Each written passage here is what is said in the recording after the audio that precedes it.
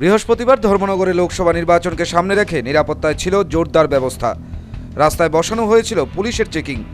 এখানকার পরিবেশ যাতে শান্তিপূর্ণ থাকে এরই লক্ষ্যে এই ব্যবস্থা নিয়েছিল প্রশাসন। সেখানে খোদ উপস্থিত ছিলেন সেক্টর অফিসার। আচমকাই কয়েকজন যুবক এই চেকিংকে ঘিরে বচসায় জড়িয়ে যায় সেক্টর অফিসারের সঙ্গে। বচসা থেকে ঘটনার জলগড়ায় মারামারির পর্যায়ে আহত হন সেক্টর অফিসার।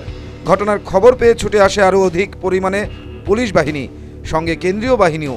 এই খবর সংগ্রহ করতে সেখানে যান সাংবাদিকেরা। সাংবাদিকদের ক্যামেরা দেখেই সেই যুবকের দল হামলে পড়ে সাংবাদিকদের উপর। ভাঙচুর করা হয় ক্যামেরা।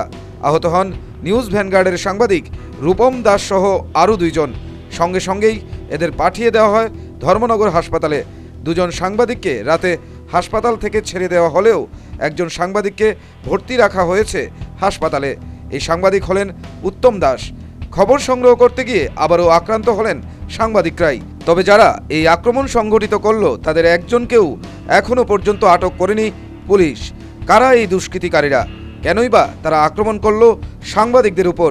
এত পুলিশ ও নিরাপত্তা বাহিনী থেকেও আক্রান্ত হলেন সাংবাদিকেরা। এভাবে আর কতদিন চলবে? Bureau report, news vanguard.